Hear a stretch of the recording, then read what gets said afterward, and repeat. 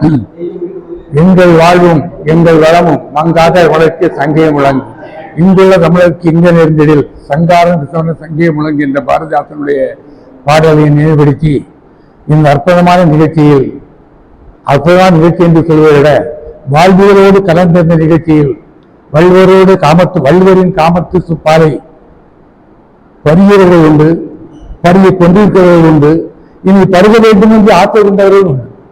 ஏனென்றால் அது வாழ்வியலோடு கலந்துவிட்ட ஒரு உணர்வு.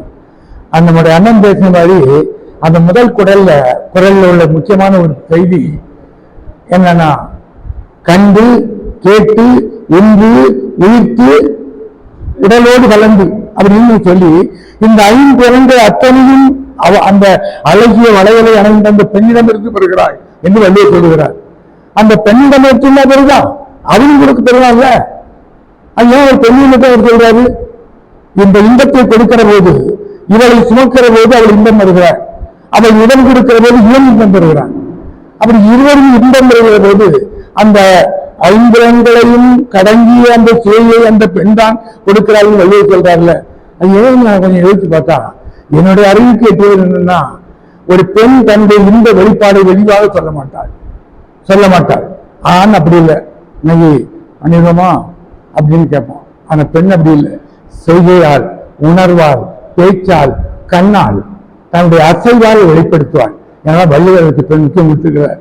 இந்த 10 குரல்லையும் 7 குரல்கள் பெண்ணை பற்றியதுதான், பெண் கொடுக்கிற இன்பம் தான் அப்படிதான் அவர் சொல்றார்.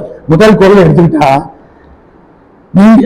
பாருங்க, ஐம்புல உணர்வு, அந்த ஐம்புல உணர்வை அவள் கூட சொல்கிறாள். 2வது நம்ம அண்ணன் சொன்ன மாதிரி பிடித்தவள் மருந்தாகிறாள், அவன் மருந்தாகிறான்ல அவள் தானே பிடித்து அவள் சொல்றாள். 3வது குரல்ல தோளில் சாய்ந்து பெருகும் போது இன்பம் பெறுகிறாள், இவனும் பெறுகிறான். ஐயா 2 இன்பம் இருக்கு. அப்ப அப்படின்னு சொல்கிறாள். 4வது குரலில் நெருப்பு, அந்த காதலை காமத்தை அவர் நெருப்பு என்று சொல்லுகிறார். நெருப்பு தான், உண்மையிலே நெருப்பு தான், காம நெருப்பு. காமத்தையும் சொல்லுவாங்க, இலக்கியத்திலும் வருது, சங்க இலக்கியத்திலும் அண்ணன் தெரியல காம நெருப்பு சொல் வருது. கண்ணனிடம் அந்த நெருப்பு முதலை அடித்தது, மாதவியிடம் அந்த அடிப்பு கோவலனை வசப்படுத்தியது. இந்த 2 நெருப்பு தான். அது நெருப்பு சொல்றதுக்கு அதுதான் காரணம். எனவே நெருப்பு அது முக்கியமான நெருப்பு. 5வது குரலில் பொருளால் கிடைக்கும் இன்பத்தை விட அவர்களும் சுகத்தால் கிடைக்கும் இன்பம் பெரியதுன்னு சொல்றார். அங்கேயும் பெண்ணுக்கு தான் முக்கியத்துவம் கொடுக்கிறார். 7வது பார்த்துருங்க, ஈட்டிய பொருள்களும் இன்பத்தை விட அந்த மங்கேதரி இன்பம் மாத்தம் பாரதிதாசன் பாட்டு உண்டு இல்ல, அதுதானே? அதான் அந்த பெண் இன்பத்தை பற்றி தான் சொல்றார். அந்த 7 குரலை தவிர்த்து அந்த 3 குரலையும் கடை எடுத்துக்கிட்டா இருவருக்கு வருகிறது.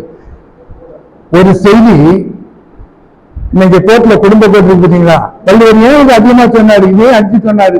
130 குரல்களில் காமத்தையும் காதலையும் ஊடுதலையும் மிக அழுத்தமா சொல்வதற்கு என்ன காரணம் கேட்டா, வாழ்க்கையில மிக முக்கியமானது அது பகுதி. அது இன்னைக்கு மகளிர் கோர்ட்டு தனியா இருக்கு. கோர்ட்ல பையன் கேட்டு ஏனே சொல்லுவான், 180 வகையான வழக்குகள் இந்த பாதிப்பினால் வரக்கூடியதானா. அது இளமையில், முதுமையில், நடுவயதில் எல்லோருக்கும் இந்த பாதிப்பு வருகிறது என்று அவன் சொல்வான். அது 100% உண்மைதான். இன்னொன்னு, ஜீவல் சந்தாங்க ஒரு பாடல் உண்டு. துப்புற சிறந்த வாயால் தூய பஞ்சனம் மீது ஒப்புற கணவனோடு ஓரிலை செய்யும் போது கற்பகம் கலந்த மாறியில் கண்கணம் 2 வைத்து அப்புறம் போனதென்று அங்கேயால் தடவி பார்த்தாள் இருக்கு ஜீவல் சிந்தாமணியில. இதே பாடல் இருக்கு. அப்ப எவ்வளவு அடுத்த தழுவுதல் இன்னொரு பிடிச்சிருக்காங்க. அந்த பாடலில் தழுவல் மிக மிக முக்கியம். வாழ்க்கையில் இந்த உணர்வுகளில் மிக அதிகமான உணர்வு தழுவல் தான். தழுவதற்கு எல்லோருக்கும் தெரியும். அந்த தழுவலை சொன்னால்தான் சொல்லிருக்கிறார். இதில் கூட 7வது பாடல், 8வது பாடல், 9வது பாடல் எடுத்துக்கிட்டா அந்த தழுவல் சுகம் தான் இருக்கிறது. எனவே இந்த வள்ளுவரை பொறுத்தவரையில் அது வாழ்க்கையை மிக மாற்ற முடியாத, அசைக்க முடியாத ஒரு பகுதி என்ற காரணத்தினால்தான் திரும்ப சொல்றார். கார்குழலும் பால்வழிக்கும் கண்கள் சேர்ந்து வாய்வழுக்கும், கண்ணாசனுடைய பாடல்.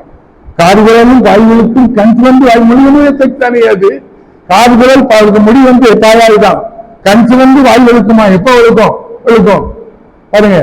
அவள் எவ்வளவு கண்ணால் சொல்கிறான், கண்ணால், காதால், பேச்சால், எழுத்தால், உணர்வால் உணர்வுகளை ஊட்டுவதை விடவும் காலால் காதல் பிறக்கிறது என்று கண்ணதாசன் கூட ஒரு பாடல் சொல்லுவான். அந்த பாடல் எடுத்துக்கிட்டா உங்களுக்கு குறிச்சிருக்கிறேன்.